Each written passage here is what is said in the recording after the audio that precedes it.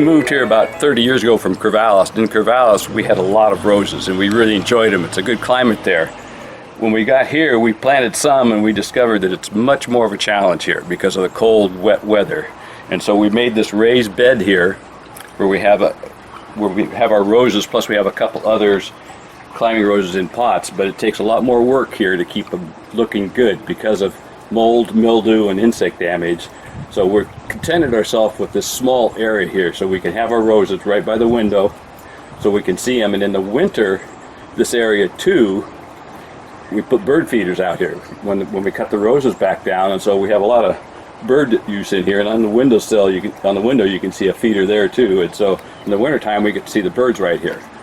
And also right there in that corner we have a cat, and we have a place there where she can watch the birds because she doesn't go outside. So this is part of our cat entertainment system. This pink rose here actually starts out kind of yellowish. It's called sorbet. It's one of those that changes color in the sunshine and as it ages. The white one here, or very pale pink, is a floribunda, lots of flowers on one branch. John actually won this at the mini college, and I'm sorry I don't remember the name of it. Do you? Not offhand, no, either. Okay. Yeah, lovely fragrance. The one in the corner is closely related to a peace rose, mostly yellow with a blush of pink. This one I know is a peace rose because I got that one from my mother. Unfortunately, it's between blooms. There's the buds blooming. At the very end here, that little pink one that's down there and the one that's right next to it, those guys started out as grocery store miniature roses. And I can't just throw them away, so I plant them outside, and they're pretty happy here.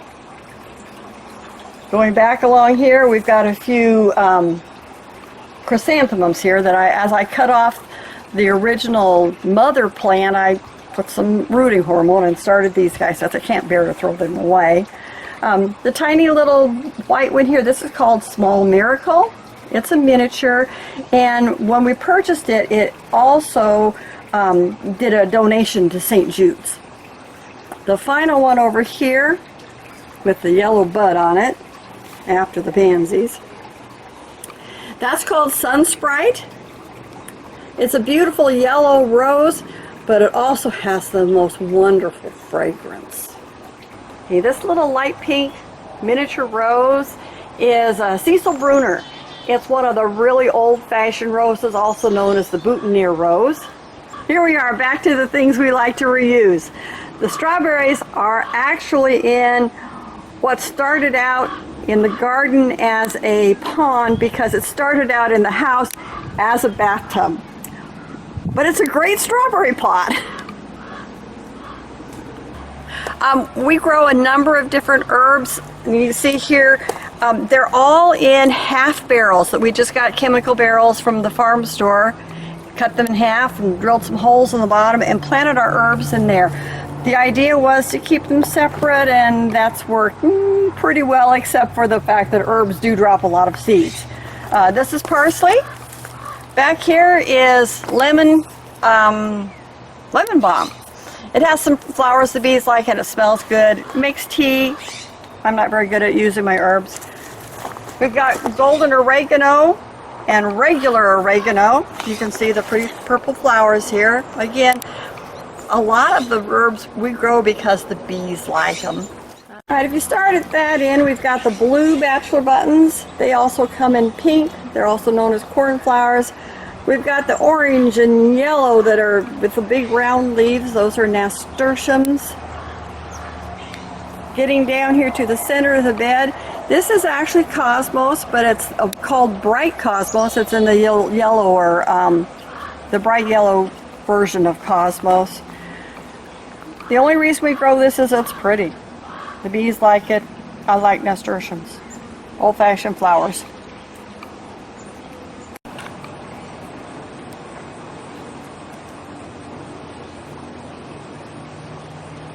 We're here in the vegetable garden. We raise most of our vegetables in raised beds for a couple of reasons. They're much easier to weed. They're a lot easier to reach. It just makes it a little easier to manage, especially as we're getting older. Along the back, you can see we have several varieties of zucchini. We have a cucumber. In the corner, there's a grape. I believe it's a red grape. I got it from Leroy Satter out at his garden. We have a few peppers here. I've never tried to grow peppers, but my son really wanted them this year. I don't know if we'll get any peppers, but maybe. The beans will come out this week, and I started some cabbage and broccoli from seed earlier, 2-3 weeks ago, and I'll replant the area that has the bush beans in it with cabbage and broccoli. All right, this is asparagus. You harvest it in the springtime when it's just barely coming up, about 6 inches tall. But you need to leave a few of the fronds to grow up and feed the roots. Otherwise, you end up starving it and they don't produce as well the next year. I like to have a few flowers in the box. And it's in an old sports storage box because, again, we like to recycle those sorts of things.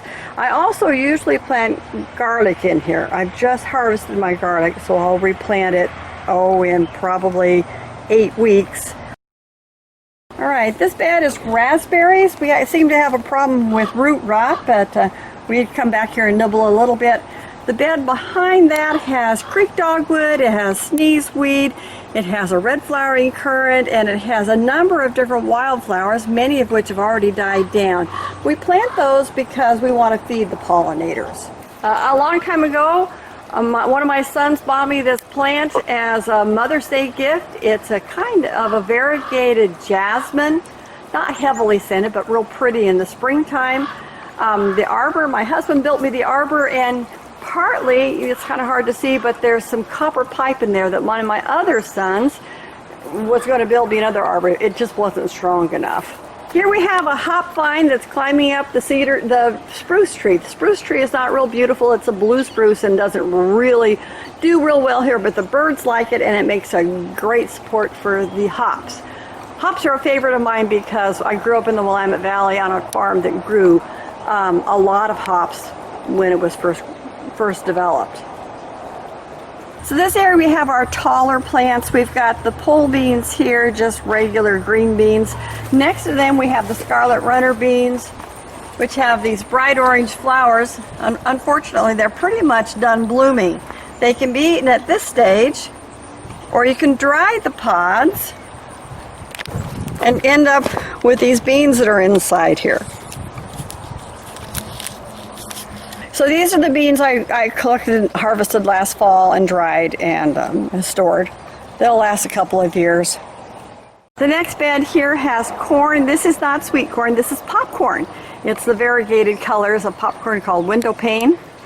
And over there beyond them are the sunflowers that pretty much are done, but we won't harvest those for ourselves, we'll harvest those for the birds. So this is the cabbage bed. You can see we have a few cabbages left in here. We planted a bunch because I intended to give them to the food bank. We also have some of this volunteer borage. You can see the flowers are pretty blue and star-shaped. This is actually an edible herb. You can toss a few of those flowers and decorate a salad or put them in some ice and decorate a drink. This is our compost area. One thing about down here in Tillamook, it's cool and damp, which makes it hard to what we call hot compost. So this is cold composting, which works fine, but it takes a while. This is set up in a 3-year rotation here. The stuff in this end one here is this year's material. At the end of a year, all of this will be flipped over into this one. And the stuff that was in here will get run through a sieve, and the stuff that goes through the sieve we'll put in the beds, and the rest of it goes in the end one. This is the final one on the left there, and that one is at the 3rd year. Stuff goes there, and then I just keep sifting through it there each year until it all breaks down. Because with cold composting it takes a while. So actually we get, out of one of these bins, this last year I got a couple wheelbarrows full of good compost that went back out, but here it's 3 years worth of work to get it. But we like to recycle everything we can, so other than weed seeds, everything goes in here, and then we just keep moving it over each year. And for a lot of our vegetables, like peas and stuff, what I do is I spread, when we pick them, And I take the plants, I spread them out in the lawn here, and then I pick them up with the mower and chop them up and put them in a bag, and I dump in here, and that makes it a lot easier for it to break down.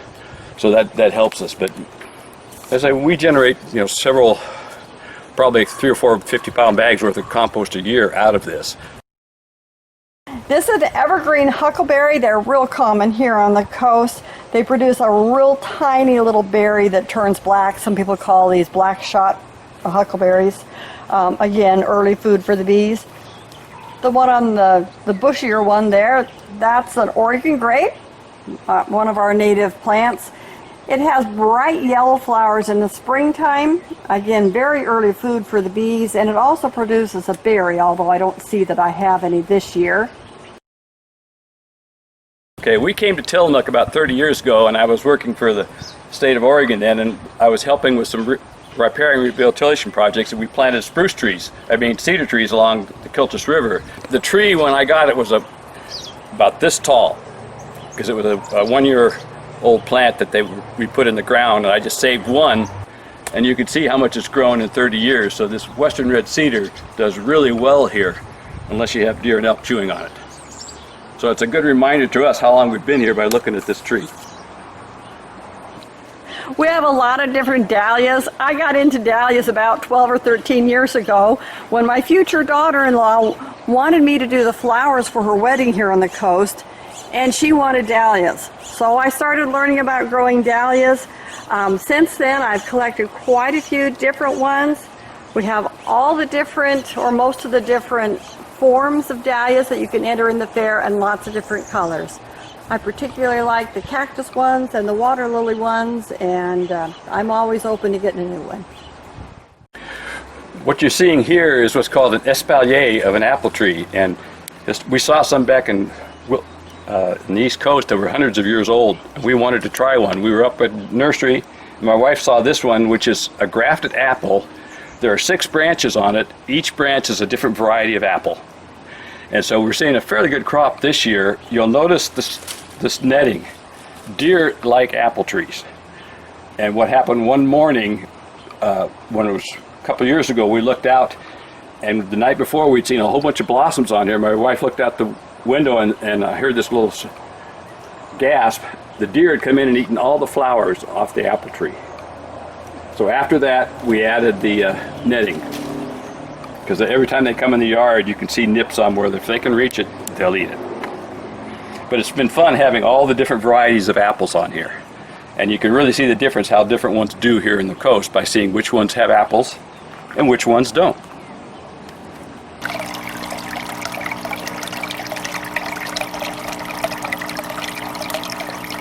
Having water in a garden provides the sound and the sight of motion. And it's an interesting thing to add to it. It also attracts birds. Unfortunately, it also attracts raccoons. We've had raccoons in our garden last night, and they pulled down some of the plants, so I'm going to have to do some fussing this afternoon. Anytime you have reasonably still water, though, you need to have something that's going to eat the mosquito larvae. So that's where the goldfish are from. Those are just common goldfish that you get for feeding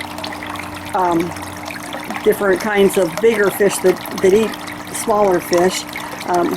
Some of them have been in there 4 or 5 years, and they get big, but they do eat the mosquito larvae. So we have the big leaf one is pickerel. Down in the garden there's a miniature cattail. The little tree here, this is a curly willow, and they can go right in the pond as long as they're a little emergent. The next little tree is actually a seedling willow. It blew in and landed in a pot and kept on growing, and I kind of liked it. Okay, we can start down here at this little blue box. That's my worm bin. I raise worms. They eat coffee grounds. Okay, this is an interesting vine. It's called a passion vine. Has very striking flowers. And if you know all the stories, you can tell the Passion of Christ with the little flowers here. The flowers only last about a day. It's quite vigorous here. It does need to go in the winter time. We like to grow our tomatoes in this big pot here and keep it up against the house. It's easy to keep an eye on. That way I don't forget to pick my tomatoes. We've got 2 varieties in this pot, a cherry tomato and something else, Oregon Spring, which also is a small tomato. This is a Daphne. You can see it has little white flowers, and this one actually blooms all summer long. It has a lovely fragrance. Next to it is an ornamental ginger. Late in the summer it may get some spiky orange flowers.